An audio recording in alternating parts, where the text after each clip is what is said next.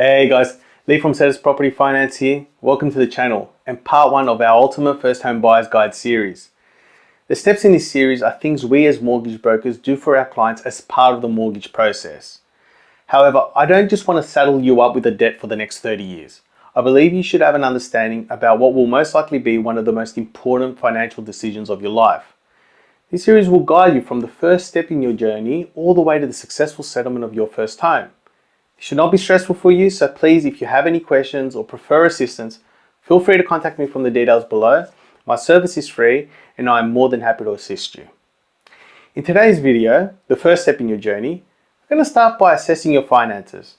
I know some of you may think this part might be complicated, but don't worry, we'll break it down into simple steps. So grab a notepad, or even better, open up Excel, and let's get started on understanding where you stand financially.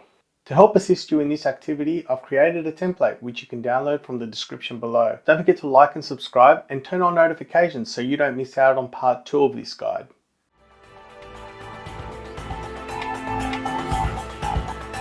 First things first, why should we even assess our finances before thinking about what type of house we want to buy? Well, think of your financial situation as the map and compass guiding your home buying journey.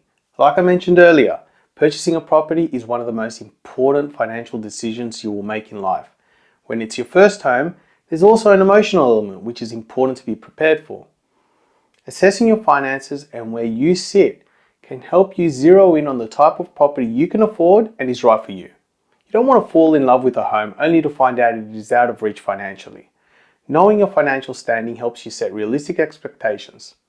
Another reason we want to start with this process is that buying a home isn't just about the purchase price. There are ongoing costs like maintenance, insurance, and you need to be realistic about your current expenses and how your expenditure will look post-settlement. When detailing your figures, it is important to put down everything, no matter how insignificant you think they may be. This is not only for your own assessment, but any lender you engage with in the future will want to see a detailed picture of how you earn and how you spend. Just a quick note, most lenders utilize a standard expenditure model called HEM to cross-check your declared expenses against this standard. If you declare expenses below HEM, your application will be scrutinized and more often than not sent back for review. So there is no benefit to hiding expenses, it only lowers the quality of your application. When listing your sources of income, it is important to list everything that puts money in your bank account, not just your salary and wages. Do you receive a bonus? List it. Do you receive an allowance? List it. Do you receive income from an investment abroad? List it. Whether you have a side hustle on the weekend for extra cash or receive dividends from a stock, put all your income down on paper. Okay, so we have our sources of income. What we need to do now is work out the stability and predictability of it. For this, we'll give the sources of income one of 3 labels: stable, variable, and temporary. Stable income is the bedrock of your financial situation. Your wage or salary. Variable is a bit like the weather. It can change, things like bonuses or stock dividends. Lastly, temporary income is income that is here today but may not be here tomorrow. Once done, list the date this income started and any potential future income changes you foresee, both positive and negative. Alright, we've looked at income, but what about the other side of the coin? Expenses. First up, we have to talk about everyday expenses. These include your housing costs such as rent, utilities, and maintenance. If you have any existing loans, those payments need to be accounted for. Make sure not to overlook groceries and all your ongoing living costs. Do you have a Netflix subscription? Add it. We also need to consider those expenses that don't happen every month, but can certainly impact your budget. Think about things such as car maintenance, unexpected repairs, healthcare costs, etc. Lastly, list any potential future expenses you may have, such as an overseas trip for your sister's wedding or that car you've been wanting to upgrade to. Your assets serve as the financial bedrock upon which we can build your home ownership dreams. These assets can be broadly categorized into 2 types: liquid assets, which include cash and cash equivalents, and non-liquid assets, like your car or other valuable items. Let's talk about your liquid assets first, often referred to as your savings. It's not merely the balance in your bank account that counts. Be sure to include other forms like shares, bonds, or even potential gift contributions from family members. Don't stress about the figure too much. As you move closer to securing a loan, these numbers will change, and that's okay. Now on to non-liquid assets. These are valuable possessions that can't be converted into cash immediately. Think about your car, superannuation funds, or even recreational assets, like a jet ski. These items won't directly affect your down payment, but are a part of your overall financial picture. Understanding your complete asset portfolio is pivotal because it influences several aspects of your home buying journey, from the down payment to the type of loan you qualify for, and even the interest rate you might secure. Knowing your assets in detail allows us to strategize effectively on how to best leverage them in your home ownership journey. Okay, so you have your income, expenses, and current assets sorted. Now let's look at your current debts, which includes credit cards, personal loans, car loans, or any other financial obligations you might have. Knowing the full landscape of your debts allows us to accurately assess your complete financial situation and also put a strategy in place around them if needed, like a plan to consolidate a personal loan, which is most likely on a high interest rate, within your future mortgage, saving you interest in the long term. When recording your debts, take down details like when did this debt start, when does it end, what interest rate am I paying, what is it costing monthly, and what is the loan limit. I also highly recommend requesting your personal credit report from Equifax. You're entitled to a free report every 3 months and it will help you list your current ongoing debts and make you aware of any defaults against your file. And you would be surprised how often we have debts in our names we are unaware of. As a personal example, many years ago, I had purchased an IKEA kitchen for an investment property. At that time, they offered a 24-month interest-free term, so I took it out on finance. Better to have the money sitting in my offset where I can lower my interest bill, right?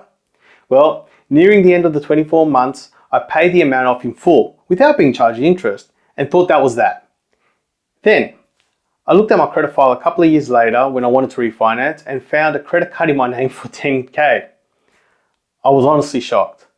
And my immediate thoughts were that someone had opened up a credit card fraudulently in my name because I had absolutely no recollection of this. Well, I ended up finding out that this was the IKEA kitchen financing which I had paid off in full but was never closed. This left the credit limit open to me which appeared on my credit file. And a forgotten credit card like this kills your borrowing capacity. And you would be surprised how often this happens. And another thing you will learn from receiving a credit file is your credit score. Your credit score is like a financial report grade.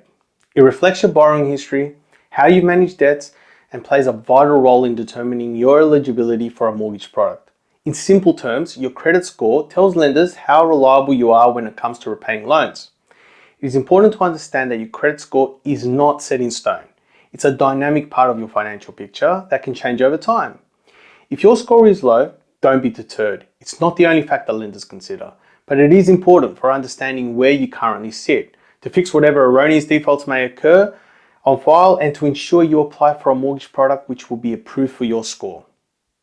When engaging the services of a mortgage broker like myself, one that does their job correctly will order one on your behalf and go over your file thoroughly to ensure everything is accounted for and in the best shape possible before a lender picks up your application.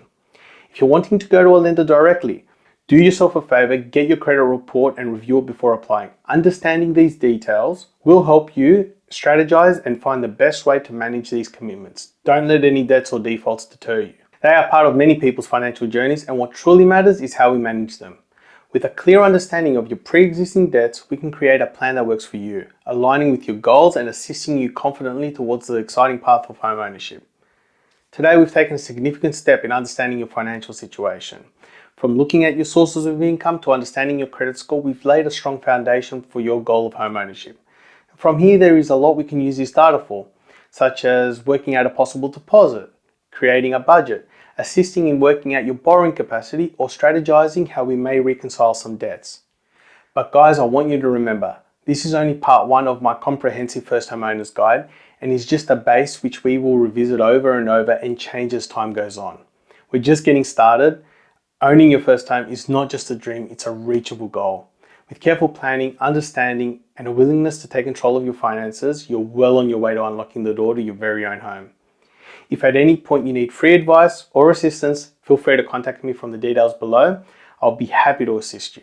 And please, if you found value in this guide and you're excited about what comes next, give this video a like and subscribe to our channel. Stay tuned for part 2, where we will look at grants which may be applicable to your situation. Thank you for joining me today. Catch you guys in the next video.